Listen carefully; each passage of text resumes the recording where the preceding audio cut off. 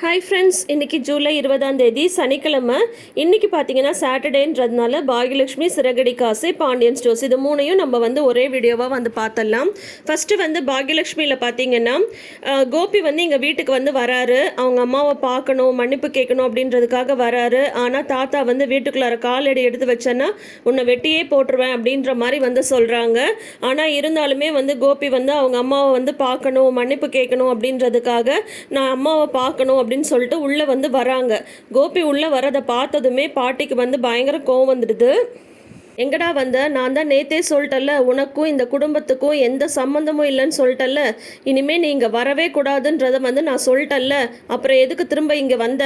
நீ எனக்கு மகனே இல்லைன்னு சொல்லிட்டு நேத்தே உன்னை தலைமுழுகியாச்சு, முதல்ல வெளியில் போ அப்படின்னு சொல்கிறாங்க பாட்டி. உடனே கோபி சொல்கிறாரு, அது நீங்கள் நேற்று ஏதோ கோபத்தில் சொன்னதுமா, ஆனால் நீங்கள் என்னை மன்னிப்பீங்கன்னு சொல்லிட்டு தாம்மா நான் வந்திருக்கேன் அப்படின்றாங்க. நான் கோபத்துலலாம் சொல்லவே இல்லை, இப்போ தான் நான் தெளிவாக இருக்கேன், இப்போ தான் நான் ஒரு தெளிவான முடிவையே எடுத்திருக்கேன், நான் நிதானம் யோசிச்சு செஞ்ச முடிவு தான் அது. அதனால இனிமே என் முகத்திலேயே நீ முழிக்காத, உன்னை பார்க்க கூட நான் விரும்பல, எனக்கு கோபின்னு ஒரு பையனே கிடையாதுன்னு நான் முடிவு பண்ணிட்டேன், ஒழுங்கா இந்த வீட்டை விட்டு வெளியே போயிடு அப்படின்ற மாதிரி சொல்றாங்க. கோபி கையெடுத்து கும்பிட்டு என்னை மன்னிச்சுக்கோங்கம்மா அப்படின்ற மாதிரி சொல்கிறாங்க. வேணாண்டா, நீ எதுவும் பேச வேண்டாம், நீ யாருன்னே எனக்கு தெரியாது, முதல்ல வெளியில் போ, உன்னை பார்க்கவே எனக்கு பிடிக்கல, வெளியில் போ வெளியில் போ அப்படின்னு சொல்லிட்டு கத்துறாங்க பாட்டி. உடனே கோபி வேறு வழி இல்லாமல் வெளியில் போகிறாங்க. வெளியில் போனதுக்கப்புறமும் வாசல்கிட்ட திரும்பி நின்று அவங்க அம்மாவை பாவமாக பார்க்குறாங்க. தாத்தாக்கே ஒரு மாதிரி ஆயிடுது. உடனே பார்த்தீங்கன்னா ஈஸ்வரி என்ன பண்ணுறாங்க, டக்கு டக்குன்னு கதவை பட்டாருன்னு சாத்திட்டு போகிறாங்க. அது கோபிக்கு ரொம்ப அதிர்ச்சி ஆகிடுது. தாத்தாவுக்குமே ரொம்ப அதிர்ச்சி ஆகிடுது. கதவை சாத்திட்டு பாட்டி சோஃபாவில் கோவமாக உட்காடுறாங்க. அப்போ தாத்தா பக்கத்தில் போய் உட்காடுறாங்க. ஈஸ்வரி அப்படின்னு சொல்கிறாங்க. என்னங்க, நான் இப்போ பண்ணது தாங்க சரி, நான் இப்போ எடுத்துருக்கிற முடிவு தான் கரெக்டான முடிவு. எப்போ அவள் இன்னொரு பொண்ணை கல்யாணம் பண்ணிக்க போகிறேன்னு சொன்னானோ அப்போயே நான் இந்த முடிவை எடுத்திருந்தா எந்த பிரச்சனையும் இல்லை, நான் இந்த மாதிரி இத்தனை அவஸ்தெல்லாம் பட்டிருக்க மாட்டேன். இப்போ இந்த முடிவை எடுத்திருக்கேன். ஆனால் இது உறுதியான முடிவு தான். நான் இப்பயும் சொல்கிறேன், இனிமேல் எனக்கும் அவனுக்கும் எந்த சம்மந்தமும் கிடையாது அப்படின்னு சொல்லிட்டு பாட்டி ரொம்ப உறுதியாக சொல்லிடுறாங்க. தாத்தாவும் எந்த பதில் எதுவுமே பேசுறதில்ல. பாட்டி எழுந்து அவங்க உள்ளே போயிடுறாங்க. இதுதான் என்னோட முடிவு, இனிமேல் அவனுக்கும் எனக்கும் எந்த சம்மந்தமும் இல்லை அப்படின்னு சொல்லிட்டு போயிடுறாங்க. இங்கே கிச்சனில் பாக்யாவும் அமிர்தாவும் இருக்காங்க. அப்போ எழில் வந்துட்டானாமா அப்படின்ற மாதிரி கேட்குறாங்க.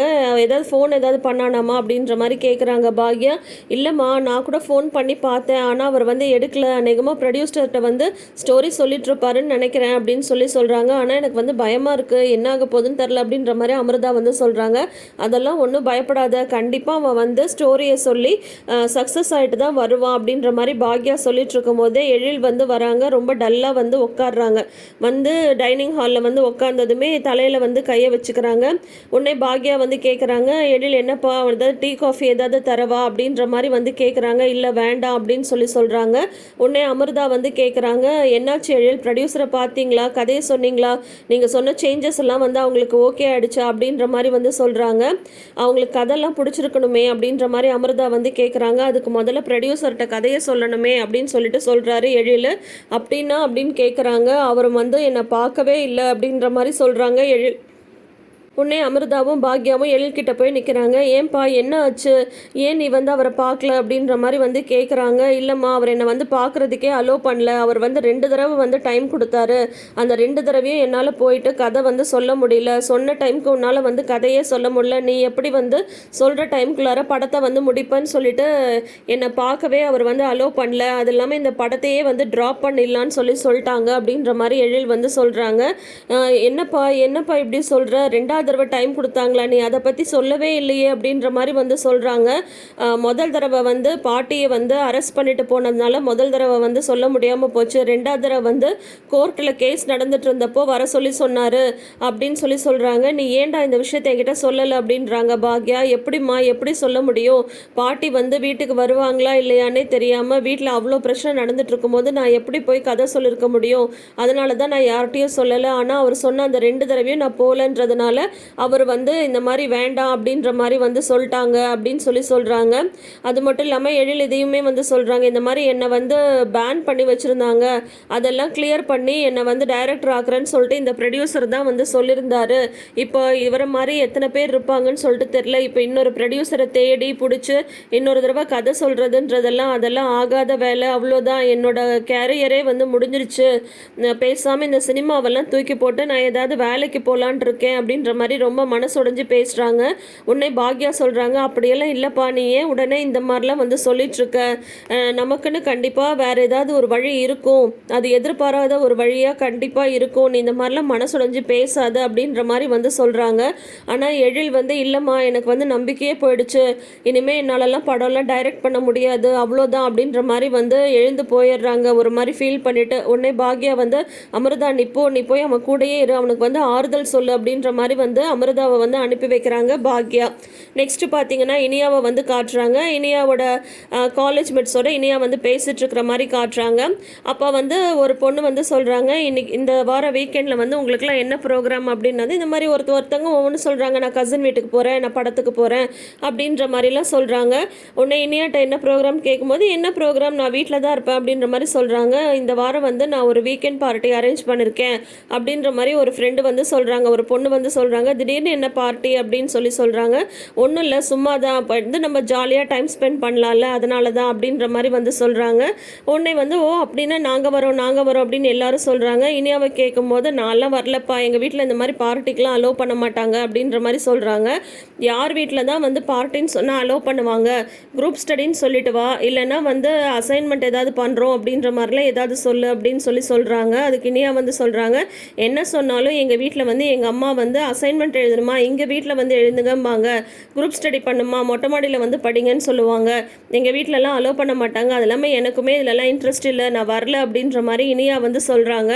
அப்புறம் வந்து ஒவ்வொருத்தவங்களும் வந்து அவங்கள டைம் பண்ணுற மாதிரி, நீ வரலன்னா நாங்கள்லாம் வரல, வந்து பார்ட்டியில் வந்து பிரியாணி ஆர்டர் பண்ணிக்கலாம், நிறைய நம்மளுக்கு வேண்டிய ஃபுட்ஸ் எல்லாம் ஆர்டர் பண்ணிக்கலாம், பெரிய ஸ்க்ரீனில் வந்து படம் பார்க்கலாம் அப்படின்ற மாதிரிலாம் இனியாவை வந்து தூண்டி விடுறாங்க அவங்க வரணும் அப்படின்ற மாதிரி. ஆனால் இனியா வந்து இப்போதைக்கு அதை எதுக்குமே மசிஞ்சு கொடுக்காம, இல்லை நான் வரல, நீங்களாம் என்ஜாய் பண்ணுங்க அப்படின்ற மாதிரி வந்து சொல்லிடுறாங்க. அதெல்லாம் இல்லை, கண்டிப்பாக நீ வந்து வந்தே தான் ஆகணும், நீ வந்து வரலன்னா அந்த பார்ட்டியே நல்லாவே இருக்காது, எப்பயும் ஒரே மாதிரி தானே போயிட்டுருக்கு, இந்த வாரம் நம்ம வீக்கெண்ட் பண்ணலாம், நல்லாயிருக்கும் அப்படின்ற மாதிரி வந்து சொல்கிறாங்க. இப்போ வந்து பார்த்தீங்கன்னா கண்டிப்பாக இதனால் ஏதாவது ஒரு ப்ராப்ளம் வந்து வரப்போகுது. அதான் நம்ம ராதிகா வர பாக்யாட்ட வந்து சவால் விட்டுட்டு போயிருக்காங்களே, கண்டிப்பாக இனியா வந்து ஏதாவது பிரச்சனையில் மாட்டுவா, கோர்ட்டு கேஸுன்ட்டு, அப்போ நீங்கள் என்ன பண்ணுறீங்க பார்க்கலாம் அப்படின்னு சொல்லிட்டு ராதிகா சொன்னதும் நம்ம டைரக்டருக்கு வந்து பார்த்தீங்கன்னா புத்துணர்ச்சி பொங்கிடுச்சு. ஆஹா, ராதிகா வந்து சொல்லிட்டாங்க, அதனால உடனடியாக இனியாவை வந்து எதுலையாவது மாட்ட வைக்கணும், அது எப்படி மயுவை வந்து ராதிகாவோட பெர்மிஷன் இல்லாமல் கோர்ட்டுக்கு கூட்டிகிட்டு வரலாம், அதனால உடனே இனியாவை வந்து எதுலையாவது மாட்ட வைக்கணுன்றதுக்காகவே இந்த பார்ட்டி ட்ராக்கை கொண்டு வந்திருக்கிற மாதிரி எனக்கு வந்து தோணுது. நீங்கள் என்ன நினைக்கிறீங்கன்றதை மறக்காமல் கமெண்ட் செஷனில் சொல்லுங்கள். இங்கே வந்து ராதிகாவும் மையவும் ஹாலில் வந்து உட்காந்துட்ருக்காங்க. அப்போ மையவை போய் படுக்க சொல்லி ராதிகா வந்து சொல்கிறாங்க, இல்லை மம்மி டேடி வரட்டும், டேடியை பார்த்துட்டு நான் போய் தூங்குறேன் அப்படின்ற மாதிரி சொல்லிட்டு இருக்கும் போதே கோபி வந்து வராரு. கோபி வந்து வந்ததுமே மையோ என்னடா நீ வந்து போய் தூங்கலையா, இவ்வளோ நேரம் வெயிட் பண்ணிட்டுருக்க அப்படின்னதும் உடனே மையோ வந்து சொல்கிறாங்க, இல்லை டேடி நீங்கள் வருவீங்களா என்னன்னு சொல்லிட்டு எனக்கு வந்து தெரியல, எனக்கு பயமாக இருந்தது, அதனால தான் உங்களுக்காக வெயிட் பண்ணிட்டு இருந்தேன் அப்படின்னதும், அதெல்லாம் ஒன்றும் இல்லை செல்லும், கிச்சனில் வந்து கொஞ்சம் வேலை வந்து அதிகமாக இருந்தது, அதனால தான் நான் வர லேட் ஆகிடுச்சு, நீ போய் தூங்கு அப்படின்ற மாதிரி வந்து சொல்லிடுறாரு கோபி. உடனே மையவும் தூங்க போயிடுறாங்க. உடனே பார்த்தீங்கன்னா ராதிகா வந்து சொல்கிறாங்க, எனக்காக நீங்கள் வந்து எதுவும் பண்ணலனாலும் மயுவுக்காகவாது நீங்கள் வந்து யோசிக்க வேண்டாமா அப்படின்ற மாதிரி வந்து சொல்கிறாங்க. அதெல்லாம் இல்லை, மயு வந்து என்னோட பொண்ணு, அவளுக்கு எந்த நேரத்தில் என்ன பண்ணணும் ஏது பண்ணணுன்றதெல்லாம் எனக்கு வந்து நல்லாவே தெரியும் அப்படின்ற மாதிரி சொல்கிறாங்க. மயு உட்காந்துட்டு இருக்கும்போது ராதிகா வந்து கோபிகிட்ட பேச ட்ரை பண்ணுறாங்க. ஆனால் கோபி வந்து எதுவுமே பதில் பேசுறதில்லை. ராதிகா கேட்குற கேள்விக்கெல்லாம் மயுட்ட வந்து பதில் சொல்லிட்டு இருக்காரு. அப்புறம் வந்து ராதிகா வந்து சொல்கிறாங்க, நீங்கள் ஆசைப்பட்ட மாதிரியே நடந்துருச்சு, எங்கள் அம்மா வந்து இங்கேருந்து கிளம்பிட்டாங்க, இனிமேல் இங்கே வரமாட்டேன்னு சொல்லிட்டு போயிட்டாங்க அப்படின்ற மாதிரி வந்து சொல்கிறாங்க ராதிகா. அதாவது கமலா வந்து வீட்டை விட்டு போயிட்டாங்களாமா. யாரும் எதுவுமே சொல்லாமல் இவங்க பாட்டிக்கு வந்தாங்க, கேஸை போட்டாங்க, பாட்டியை கூண்டில் ஏற்றுனாங்க, இதெல்லாம் நடந்திருக்கு. ஆனால் கமலாவை யாருமே எதுவுமே சொல்லலை. டக்குன்னு பார்த்தீங்கன்னா கமலா ஊருக்கு போயிட்டாங்க அப்படின்னு சொல்லிட்டாங்க. சரி ஓகே. இப்போ வந்து பார்த்தீங்கன்னா கோபிகிட்ட வந்து இந்த மாதிரி மயு பற்றி உங்களுக்கு அக்கறையே இல்லைன்னு ராதிகா சொல்கிறாங்க இல்லையா. இப்போ வந்து கோபி வந்து சொல்கிறாரு, எனக்கு தெரியும், எனக்கு அவளை எப்படி பார்த்துக்கணும்னு தெரியும் அப்படிங்கும்போது, அது எப்படி ஏன் உங்களுக்கு வந்து தெரியலையா, மயு வந்து என்னோட பெர்மிஷன் இல்லாமல் நான் அவளோட அம்மா என்னை வந்து கேட்காம கோர்ட்டு கேஸுன்னெலாம் வந்து பாக்யா கூட்டிகிட்டு வந்தாங்களே, அதை பற்றி நீங்கள் கொஞ்சமாவது யோசிச்சு பார்த்தீங்களா அப்படின்னு சொல்லிட்டு கேட்குறாங்க ராதிகா. உடனே அதுக்கு கோபி வந்து சொல்கிறாரு, ஏன் அதில் இப்போ என்ன பிரச்சனை, இப்போ மயு வந்து சாட்சி சொன்னதுனால தான் எங்கள் அம்மா வந்து வெளியில் வர முடிஞ்சது, அது வந்து நல்லது தானே நடந்திருக்கு, மயுவை வந்து கோர்ட்டு கூட்டிகிட்டு வந்ததுனால, இப்போது அதை வந்து செய்யாமல் விட்டுருந்தா எங்கள் அம்மாவுக்கு தண்டனை கிடச்சிருக்கணும் அப்படின்ற மாதிரி நீ நினைக்கிறியா அப்படின்ற மாதிரி வந்து கோபி வந்து ராதிகாவை திரும்ப கேள்வி கேட்குறாரு. உடனே ராதிகா வந்து அப்படியே ஸ்டன் ஆகி நிற்கிறாங்க. அதோட இன்னைக்கு எபிசோடை வந்து முடிச்சிருக்காங்க. நாளைக்கு வந்து பார்த்தீங்கன்னா 2 மணி நேரம் ஸ்பெஷல்னு சொல்லியிருக்காங்க பாக்யலட்சுமி. அதில் என்ன நடக்க போகுது அப்படின்றத ஒரு சின்ன ப்ரமோவாகவும் காட்டியிருக்காங்க, ஒரு குக்கிங் காம்படிஷன் பற்றியும் சொல்லியிருக்காங்க. ஸோ அது என்ன நடக்குதுன்னு சொல்லிட்டு நாளைக்கு கண்டிப்பாக நம்மளோட வீடியோ வரும், மிஸ் பண்ணாமல் பாருங்கள். நெக்ஸ்ட்டு நம்ம பார்க்க போகிறது என்னன்னு பார்த்தீங்கன்னா சிறகடிக்க ஆசை. நேற்று பார்த்தீங்கன்னா மீனாட்ட வந்து மன்னிப்பு கேட்க முடியாதுன்னு சொல்லிட்டு விஜயா வந்து அவங்க 2 கையில் இருக்கிற வளையலை கழட்டி மீனாவோட முகத்திலே தூக்கி எறிகிறாங்க. அதை பார்த்ததுமே வீட்டில் இருக்கிற எல்லாருக்கும் ஷாக் ஆகிடுது. முத்து சொல்கிறாரு, இதே வேலையை வேற யாராவது செஞ்சுருந்தாங்கன்னா நடக்கிறதே வேற அப்படின்றாங்க. இப்போ மட்டும் என்னடா பண்ணுவேன், என் தலையை வந்து சீவிடுவியா, உன்னால் ஆனதை வந்து பார்த்துக்கோ, அதுக்காக இந்த பூக்காரிட்ட வந்து நான் வந்து மன்னிப்பு கேட்கணுமா, அது இந்த ஜென்மத்தில் வந்து நடக்காது அப்படின்ற மாதிரி வந்து சொல்கிறாங்க. உன்னை வந்து பார்வதி வந்து சொல்கிறாங்க, என்ன விஜயா, என்ன வேலை நீ பண்ணியிருக்க, இதனால் வந்து அண்ணனுக்கு இன்னும் கோவம் வராதா, அண்ணன் வந்து உன்னை மன்னிப்பு கேட்க சொல்கிறாங்கல்ல, அப்புறம் அண்ணன் உன் கூட பேசவே மாட்டாங்க அப்படின்ற மாதிரி பார்வதி வந்து சொல்கிறாங்க. அதுக்கு விஜயா வந்து சொல்கிறாங்க, அப்படி அவர் என்கிட்ட பேசலன்னா பேசாமலே இருக்க சொல்லு, அதுக்காகலாம் இந்த பூக்காரி காலில் விழுந்தாலும் என்னால் வந்து மன்னிப்பு கேட்க முடியாது, என்னை யாருன்னு நினச்சிங்க, நான் வந்து விஜயா, நான் இப்படி தான் இருப்பேன் அப்படின்ற மாதிரி சொல்லிட்டு கோவமாக உள்ளே வந்து போயிடுறாங்க. அப்புறம் அண்ணாமலை வந்து சொல்கிறாங்க, எல்லாரும் வந்து என்னை வந்து அவகிட்ட பேசுன்னு சொல்லிட்டு இருந்தீங்களே, இப்ப தெரியுதா, அவ கொஞ்சம் கூட திருந்த போறது கிடையாது, மாற போறது கிடையாது அப்படின்ற மாதிரி வந்து சொல்றாங்க. உன்னை ஸ்ருதி வந்து சொல்றாங்க, இது எல்லாத்துக்கும் காரணம் நீங்க தான் மனோஜ் அப்படின்ற மாதிரி வந்து சொல்றாங்க. விஜயா வந்து ரூம்குள்ளார போனதுமே பார்வதி வந்து அவங்கள மறுபடியும் சமாதானப்படுத்துறதுக்காக அவங்களும் ரூம்குள்ளார வந்து போகிறாங்க. அப்போ வந்து பார்வதி வந்து சொல்கிறாங்க, என்ன விஜயா, என்ன வேலை பண்ணி வச்சுருக்க நீ, எதுக்கு மீனாவோட முகத்திலே வந்து நகையை வந்து விட்டெறிஞ்ச, பாவம் அந்த பொண்ணு அப்படின்ற மாதிரி சொல்கிறாங்க. என்னடி தாவும், எல்லாம் உன்னை வந்து சொல்லணும், உன்னை யார் வந்து நான் இந்த ரூம்லேயே இருந்திருப்பேன், உன்னை யார் என்னை வந்து வெளியில் வந்து கையை பிடிச்சி இழுக்க சொன்னா, இப்போ பார்த்தல என்னெல்லாம் பிரச்சனை ஆயிடுச்சு, அவங்க ஒன்று பேச நான் ஒன்று பேச, கடைசியில் பார்த்தா அவட்ட வந்து என்னை மன்னிப்பு கேட்க சொல்கிறாங்க, அவட்டெல்லாம் என்னால் மன்னிப்பு வந்து கேட்க முடியாது அப்படின்ற மாதிரி வந்து சொல்கிறாங்க விஜயா. என்ன விஜயா, தப்பு பண்ணது நீ தானே, அந்த பொண்ணோட நகையை விற்றா அப்புறம் அவங்கள விட்ட மன்னிப்பு கேட்க சொல்ல மாட்டாங்களா, இப்போ வந்து அது இல்லாமல் அந்த பிரச்சனையை கூட போயிட்டு போகுது, ஆனால் அண்ணன் வந்து உன் கூட பேச மாட்டேன்னு சொல்லிட்டாரே, அதை பற்றி உனக்கு கவலையே இல்லையா, அவரும் கூட பேசாமலே இருந்துட்டா என்ன பண்ணுவ அப்படின்ற மாதிரி வந்து சொல்கிறாங்க. இத்தனையோ வீட்டில் வந்து சண்டைன்றதெல்லாம் நடக்கும் தான், நீ எத்தனையோ தடவை தப்பு பண்ணியிருக்க, ஆனால் அண்ணன் வந்து இவ்வளோ கோவமாயி நான் வந்து பார்த்ததே இல்லை, ஆனால் இப்போ வந்து அண்ணன் அவ்வளோ கோவமாக இருக்காங்க, அவங்க கூட பேசவே மாட்டேன்னு சொல்லிட்டாங்க, அதை நினச்சா எனக்கே பயமாக இருக்குது அப்படின்ற மாதிரி பார்வதி வந்து இங்கே விஜயாட்ட பேசிட்டு இருக்காங்க. அதே சமயம் வெளியில் பார்த்தீங்கன்னா கீழே விழுந்த வளையல் எடுத்து ரோகிணி வந்து அண்ணாமலை முன்னாடி வந்து வைக்கிறாங்க. அங்கிள், இந்த வளையலை வந்து நீங்கள் ஆன்ட்டிக்கிட்டே வந்து கொடுத்துடுங்க அப்படின்ற மாதிரி வந்து சொல்கிறாங்க. அதுக்கப்புறம் வந்து ரோகிணி வந்து சொல்கிறாங்க, மீனாக்கு கொடுக்க வேண்டிய பணத்தை வந்து நாங்களே கொடுக்குறோம் அப்படின்ற மாதிரி வந்து சொல்கிறாங்க. முத்து வந்து சொல்கிறாங்க, அப்பா ஏற்கனவே வந்து ஒரு 27 லட்சம் ரூபாய், அது இல்லாமல் இப்போ ஒரு 4 லட்சம், இதுக்கு வந்து என்ன வழி, இவங்க வந்து தரேன்னு சொன்னால் அது எப்படி தருவாங்க, அது எப்படி என்னால் வந்து ஏற்றுக்க முடியும் அப்படின்ற மாதிரி வந்து கேட்குறாங்க. உடனே இதெல்லாம் ஒரு பணமாடா, வந்து அதெல்லாம் வந்து பார்த்துக்கலாம் அப்படின்ற மாதிரி மனோஜ் வந்து அதை அப்படியே இது பண்ண பார்க்குறாரு, ஸ்கிப் பண்ண பார்க்குறாரு. உடனே வந்து ரவி வந்து சொல்கிறாங்க, அது எப்படி அண்ணியோட பணம் வந்து கொடுத்து தானே ஆகணும் அப்படின்ற மாதிரி ரவி, ஸ்ருதி எல்லாருமே சொல்கிறாங்க. உங்களால் தான் மனோஜ் இவ்வளோ பெரிய பிரச்சனை நடந்திருக்கு அப்படின்னு சொல்கிறாங்க. உடனே ரோகிணி வந்து வேறு வழியே இல்லாமல் அந்த பணத்தை வந்து நாங்கள் கொடுக்குறோம் அப்படின்ற மாதிரி வந்து சொல்கிறாங்க. ஏதோ பார்லரம்மா, இதே வார்த்தையை வந்து அவன் சொல்லியிருந்தா நான் நம்பியே இருக்க மாட்டேன், இப்போ வந்து நீயாக தான் வந்து ஒத்துட்ருக்க இந்த பணத்தை கொடுக்குறோன்னு சொல்லிட்டு, அதனால் இந்த பணத்தை நீங்கள் வந்து கொடுத்து தான் ஆகணும் அப்படின்ற மாதிரி சொல்கிறாங்க முத்து. அதுக்கப்புறம் அந்த வளையலை கொண்டு போய் விஜயாட்ட கொடுக்குறதுக்காக ரோகிணி வந்து உள்ளே வராங்க. இந்தாங்க ஆண்டி உங்கள் வளையல் அப்படின்னு சொல்கிறாங்க. இதையேம்மா நீ எடுத்துகிட்டு வந்து, அதை தான் வந்து அவன் மூஞ்சில் நான் விட்டெறிஞ்சிட்டு வந்தல, அதை கொண்டு போய் அவன்கிட்டே கொடு அப்படின்ற மாதிரி சொல்கிறாங்க. இல்லை ஆண்டி, அந்த பணத்தை வந்து நாங்கள் கொடுக்குறதா நாங்கள் வந்து ஒத்துக்கிட்டேன், நாங்கள் வந்து எப்படியாவது அந்த பணத்தை வந்து கொடுத்துட்றோம், இது வந்து மனோஜ் செஞ்ச தப்பு தானே அப்படின்ற மாதிரி வந்து சொல்கிறாங்க. மனோஜுமே உள்ளே வந்து வராங்க. அப்போ பார்வதி வந்து திட்டுறாங்க, பாத்தியப்பா நீ ஒருத்தன் பண்ண தப்பால வீட்டில் எவ்வளோ பெரிய பிரச்சனை வந்து நடந்திருக்கு அப்படின்ற மாதிரி வந்து சொல்கிறாங்க. நான் என்ன பண்ணுறது, இப்படியெல்லாம் நடக்கும் நான் கொஞ்சம் கூட எதிர்பார்க்கவே இல்லை அப்படின்ற மாதிரி வந்து சொல்கிறாங்க. வேறு வழியே இல்லாமல் தான் அந்த நகையை வந்து விற்க வேண்டியதாக போயிடுச்சு அப்படின்றாரு மனோஜ். உடனே வந்து விஜயா வந்து திட்டுறாங்க. உனக்கு கொஞ்சமாவது அறிவு இருக்கா? உன் வாய் இருக்குல்ல, உன் வாய் வந்து பேசாமலே இருக்காது. வரிசையாக அப்படியே எல்லா உண்மையும் வந்து ஒளறி கொட்டுற. அந்த முத்து தான் வேணும்னே வந்து அந்த மாதிரிலாம் பண்ணுறான்னு தெரியுதில்ல, உன் வாயை பிடுங்குறான்னு தெரியுதில்ல, வாயை மூடிட்டு தான் இருந்தால் என்ன இப்போ அப்படின்ற மாதிரி வந்து சொல்கிறாங்க. அப்போ பார்வதி வந்து சொல்கிறாங்க, அநேகமாக அந்த எலுமிச்சை பழம்லாம் கொண்டு வந்து வச்சதே உண்மையை வர வைக்கதான்னு நினைக்கிறேன் அப்படின்ற மாதிரி வந்து சொல்கிறாங்க. அதை தான் நான் ஆரம்பத்துலேருந்து சொல்லிட்டு இருந்தேன் அப்படின்றாங்க ரோகிணி. சரி, இப்போ நடந்ததெல்லாம் நடந்து போச்சு, இப்போ அண்ணன் வந்து உங்ககிட்ட பேச மாட்டேன்னு சொல்கிறாரு, இதுக்கு என்ன வழி அப்படின்ற மாதிரி வந்து சொல்கிறாங்க. உடனே வந்துட்டு அவர் எப்போ பேசுவாரோ பேசட்டும், அவ்வளோதான், அதுக்காகலாம் என்னால் ஒன்றும் பண்ண முடியாது அப்படின்ற மாதிரி வந்து விஜயா வந்து திமிராக சொல்லிடுறாங்க. உடனே ரோகிணி வந்து சொல்கிறாங்க, இந்த வலையில் வந்து நான் அங்கே உள்ளே வைக்கிறேன் ஆண்டி, உங்களுக்கு எப்போ போட்டுக்கணும்னு தோணுதோ போட்டுக்கோங்க அப்படின்ற மாதிரி சொல்லிட்டு அவங்க வந்து போயிடுறாங்க. தொப்பாரு விஜயா, நீ இந்த மாதிரி வந்து பண்ணுறது கொஞ்சம் கூட சரியில்லை அப்படின்ற மாதிரி பார்வதி சொல்லும்போது, அதெல்லாம் இருக்கட்டும், எனக்கு மனசே சரியில்லை, நான் குளிச்சுட்டு ட்ரெஸ் சேஞ்ச் பண்ணிட்டு வரேன், நம்ம 2 பேரும் கோயிலுக்கு போயிட்டு வரலாம் அப்படின்ற மாதிரி சொல்லிட்டு பார்வதியும் விஜயாவும் இப்போ வந்து பார்த்தீங்கன்னா கோயிலுக்கு கிளம்பி போகிறாங்க. இங்கே மாடியில் வந்து மீனா நின்று அழுதுட்டு இருக்காங்க. அப்போ வந்து ஸ்ருதி சமாதானப்படுத்துகிறாங்க. முத்துவுமே இருக்காங்க. ஸ்ருதி வந்து கேட்குறாங்க, உங்களை யார் பார்வதி ஆண்டி வந்து வீட்டுக்கு கூட்டிகிட்டு வர சொல்லி சொன்னது அவங்க வந்ததுனால தான் இப்போ இந்த ப்ராப்ளம் ஆகிடுச்சு அப்படின்னது முத்து வந்து சொல்கிறாங்க. இல்லை, இப்போ வந்து அவங்க வந்தால் தான் அம்மா வந்து வெளியில் வருவாங்க அப்படின்னு சொல்லிட்டு நான் அதுக்காக தான் நான் ஃபோன் பண்ணேன் அப்படின்றாங்க. உடனே வந்து இப்போ அதுவே பிரச்சனையாயிடுச்சுல்ல, நீங்கள் பாட்டிக்கு பேசாமல் விட்டுருந்தா ஆன்ட்டிக்கு பசிச்சா அவங்க பாட்டிக்கு வெளியில் வந்து கதவை திறந்துட்டு வந்துட்டு இருக்க போகிறாங்க அப்படின்ற மாதிரி ஸ்ருதி வந்து சொல்கிறாங்க. உடனே முத்து சொல்கிறாங்க, கேட்டியா, இப்போ வந்து இந்த பொண்ணு கூட இவ்வளோ தெளிவாக இருக்குது, ஆனால் நீ தான் வந்து ஐயோ அத்தை வந்து கதவை திறக்கல, என்னாச்சு தெரில ஏதாச்சு தெரிலன்னு சும்மா வந்து புலம்பிட்டு இருந்த. ஆனால் பழக்குறலை நீ வந்து கொஞ்ச நாள் ஆயிருந்தாலும் எங்கள் அம்மாவை நல்லா புரிஞ்சு வச்சுட்டு அப்படின்ற மாதிரி வந்து முத்து வந்து சொல்லிட்டு இருக்காங்க. ஆனால் எனக்கு ஒரு விஷயம் புரியல, தப்பு பண்ணது ஆன்ட்டி, ஆனால் அதை வந்து அவங்க வந்து ஒத்துக்காம ஏன் இவ்வளோ பிடிவாத பிடிக்கிறாங்கன்னு தான் தெரியல. அநேகமாக எல்லாரும் முன்னாடியும் அவங்களுக்கு வந்து இதை ஒத்துக்கிறதுக்கு ரொம்ப எம்பாரசிங் ஆயிடுச்சுன்னு நினைக்கிறேன் அப்படின்ற மாதிரி வந்து சொல்கிறாங்க.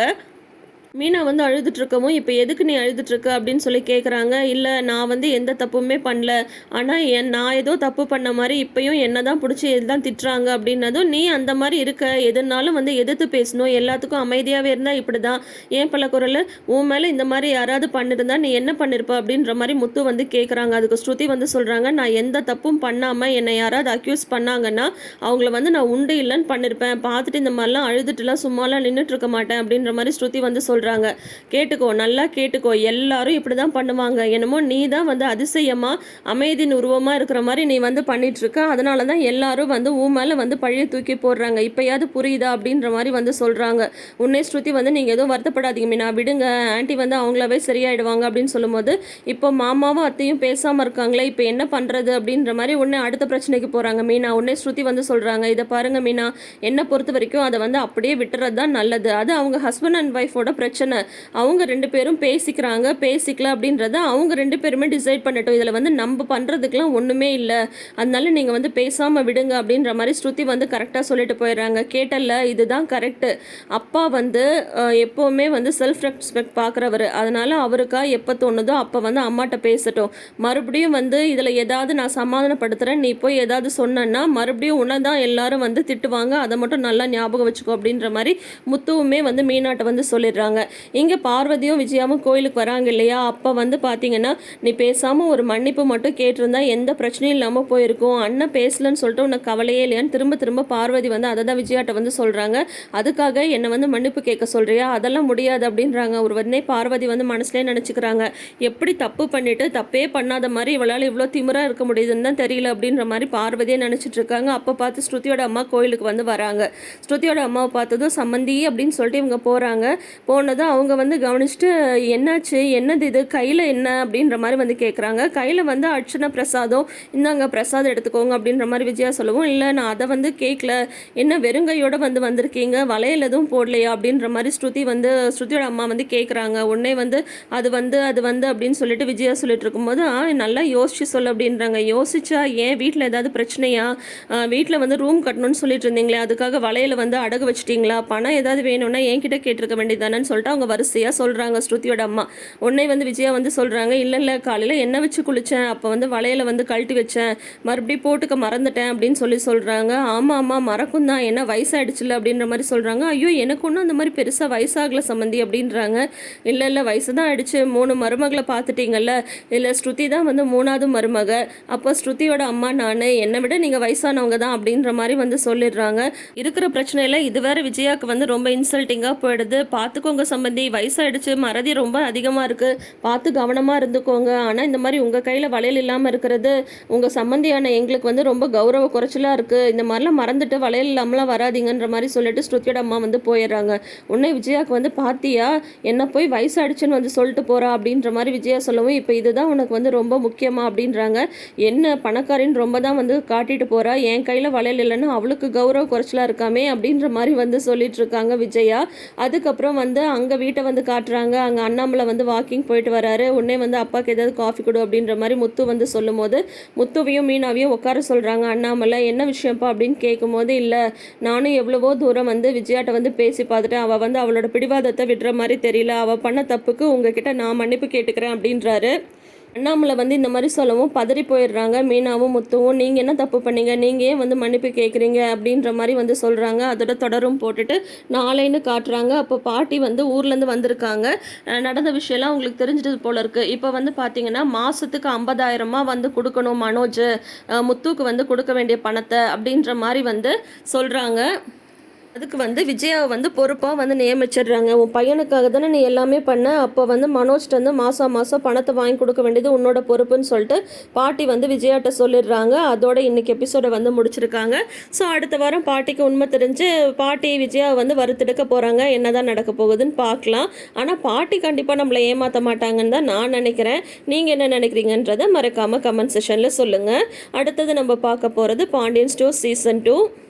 மயில் வந்து ரூமில் வந்து படுத்துட்ருக்காங்க. அப்போ சரவணன் வந்து வராங்க. வந்துட்டு மயிலுன்னு எழுப்புறாங்க. மயில் உடனே வந்து எழுந்து உட்காடுறாங்க. சரவணன் வந்து இப்போ உடம்பு பரவாயில்லையா, இப்போ தலைவலி விட்டுருச்சா அப்படின்னு சொல்லி கேட்குறாங்க. உடனே இவங்க ஆரம்பிச்சிடுறாங்க, என் மேலே உங்களுக்கு கொஞ்சம் கூட அக்கறையே இல்லை மாமா, இதுதான் உங்கள் அக்கறையா, இப்போ வந்து கேட்குறீங்க உடம்பு பரவாயில்லையான்ட்டுன்னு சொல்லிட்டு அழறாங்க.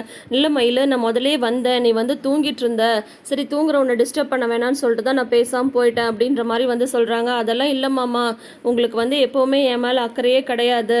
இந்த வீட்டில் வந்து யார் வேணால் என்ன வேணால் சொல்லலாம், யார் வேணால் என்னை திட்டலாம், ஆனால் அவங்களெல்லாம் நீங்கள் வந்து கேட்க மாட்டீங்க. கதிர் தம்பி திட்டினாரு, அத்தை திட்டினாங்க, அதெல்லாம் கூட விடுங்க. ஆனால் அந்த பொண்ணு, சின்ன பொண்ணு ராஜி உங்கள் முன்னாடியே என்னை வந்து திட்டினா, அப்போ கூட நீங்கள் எதுவுமே சொல்லாமல் ராஜிக்கு தான் சப்போர்ட்டாக வந்து பேசுனீங்க. அந்த பிள்ளை என்ன மனசு வருத்தத்தில் இருக்கோ அப்படின்ற மாதிரி வந்து சொன்னீங்க. எனக்காக நீங்கள் எப்போவுமே பேசுகிறதே இல்லை, என் மேலே உங்களுக்கு அக்கறையே இல்லை, அன்பில்லை, பாசம் இல்லை, அது இல்லை இது இல்லை அப்படின்னு சொல்லிட்டு ஓன அழ ஆரம்பிச்சிடுறாங்க.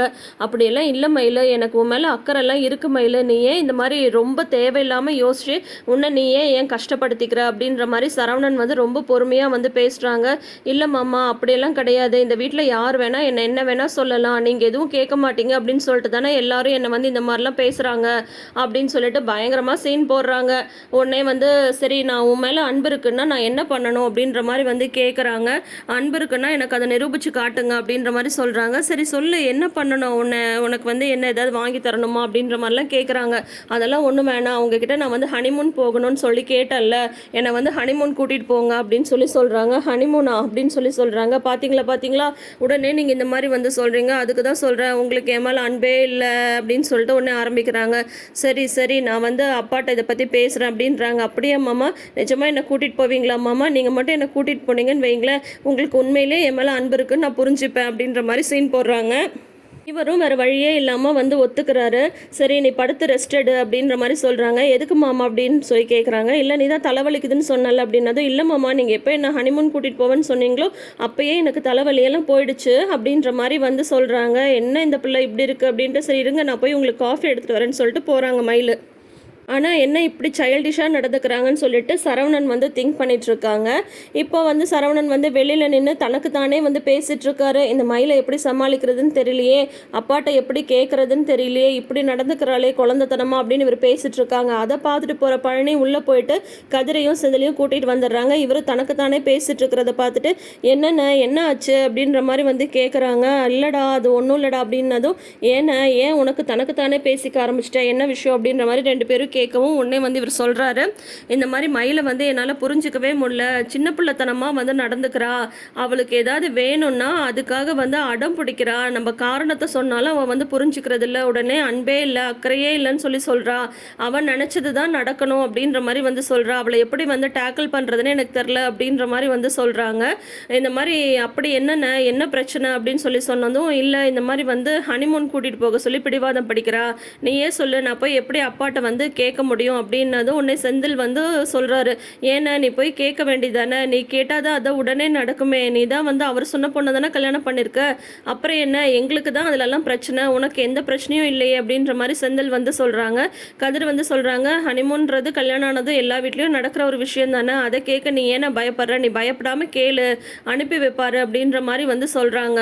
உடனே பழனி வந்து சொல்கிறாங்க, ஆமாண்டா நீ தான் அவர் சொல் பேச்செல்லாம் கேட்குற செல்ல பிள்ளையாச்சு, அப்புறம் என்ன பயப்படாமல் கேளு அப்படின்னு சொல்கிறாங்க. இருந்தாலும் எனக்கு அந்த மாதிரிலாம் போய் கேட்க ஒரு மாதிரி கஷ்டமாக இருக்குது அப்படின்னு சொல்கிறாங்க சரவணன். உடனே வந்து இவங்க சொல்கிறாங்க, அதெல்லாம் ஒன்றும் இல்லை, கேட்கலன்னா எதுவும் நடக்காது, நீ வேணால் கேளு பாரு, உடனே வந்து அவனை அனுப்பி வைப்பாங்க, அவங்களோட ஆசையும் நீ நிறைவேற்றணும்ல அப்படின்ற மாதிரி இவங்கெல்லாம் சொல்கிறாங்க. சரின்ட்டு வேறு வழி இல்லாமல் சரவணனும் வந்து ஒத்துக்கிறாங்க.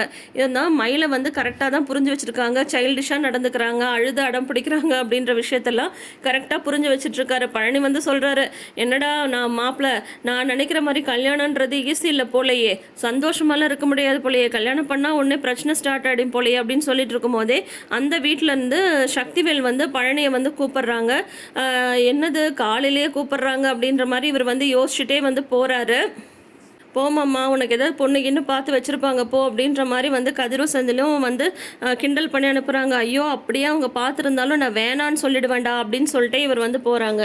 இங்கே வந்து முத்துவேலு, அப்புறம் வடிவு, மாறி, அப்பத்தா எல்லாரும் உட்காந்துட்ருக்காங்க. குமரவேலு அப்படின்னு சொல்லிட்டு, வா வந்து உட்காரு அப்படின்ற மாதிரி வந்து சொல்லிட்டு, உங்ககிட்ட ஒரு முக்கியமான விஷயம் சொல்லணும் அப்படின்ற மாதிரி வந்து சொல்கிறாங்க. என்கிட்டயா முக்கியமான விஷயமா, என்னது இது காலங்காத்தால் வந்து இப்படி சொல்கிறீங்க அப்படின்ற மாதிரி, என்ன பிரச்சனை தெரியலையே அப்படின்ற மாதிரியே இவர் வந்து யோசிக்கிறாரு. ஆனால் இந்த மாதிரி சொல்கிறாங்க, குமாருக்கு வந்து ஒரு வரன் வந்திருக்குன்னு சொன்னோம்ல அப்படின்னதும், ஆமாண்ணே நீங்கள் கூட யோசிச்சு முடிவெடுக்கிறேன்னு சொன்னீங்களே அப்படின்றாங்க. ஆமாம், அது வந்து நேற்று போய் நாங்கள் பார்த்து பேசிட்டு வந்துட்டோம், குடும்பமும் நல்ல குடும்பமாக இருக்குது, அதனால் மேற்கொண்டு கல்யாணத்தை பற்றி பேசலான் இருக்கோம் அப்படின்ற மாதிரி வந்து பழனியை கூப்பிட்டு வந்து சொல்கிறாங்க.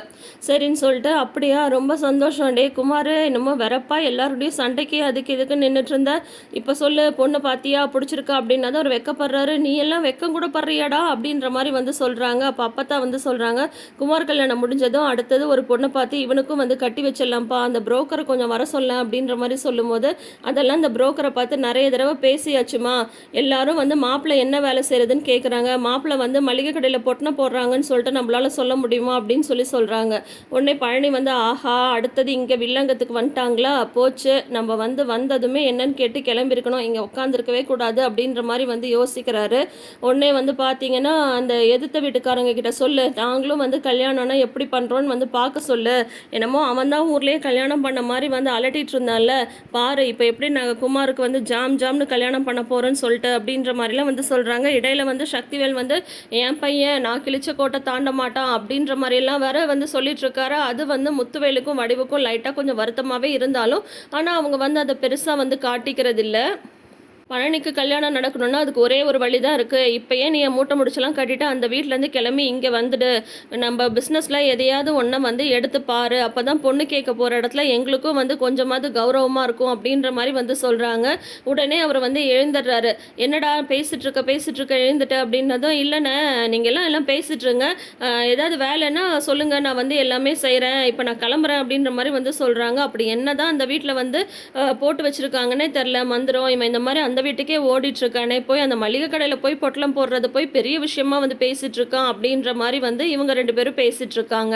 வெளியில் வர பழனி வந்து எதையாவது வந்து சொல்கிற மாதிரி சொல்லி கல்யாண ஆசையை காட்டி என்னையும் என் மருமக பிள்ளைகளையும் பிரிக்கலான்னு சொல்லிட்டு நீங்கள் பார்க்குறீங்களா, அதுதான் நடக்காது, என்ன இருந்தாலும் என் பசங்களை விட்டுட்டு நான் வரமாட்டேன் அப்படின்ற மாதிரி ஒரு புலம்பிட்டே வராரு. இருந்தாலும் வந்து பார்த்தோன்னா இப்போ குமாருக்கும் கல்யாணம் ஆக போகுது, அடுத்தது இன்னும் ஒரு 2 வருஷத்தில் அரசிக்கும் கல்யாணம் ஆகிடும், அப்புறம் நான் தனிமனமாக நின்றுவேன் போல இருக்கே, சரி நம்மளும் யோசிப்போம் ஏதாவது கல்யாணத்தை பற்றி அப்படின்ற மாதிரி அவர் வந்து யோசிச்சிட்டே வந்து வராரு. ஆக மொத்தத்தில் இந்த வீட்டுக்கும் அந்த வீட்டுக்கும் வந்து அலைஞ்சிட்டு இருக்காரு பழனி. அந்த குடும்பத்தையும் விட முடியல, இந்த குடும்பத்தையும் விட முடியல. இங்கே உள்ள வந்து பார்த்தீங்கன்னா பாண்டியன் வந்து பணத்தை வந்து எண்ணி கோமதிட்ட கொடுத்துட்ருக்காரு. நீயும் ஒரு தடவை எண்ணிப்பாரு அப்படின்னு சொல்லி சொல்கிறாங்க.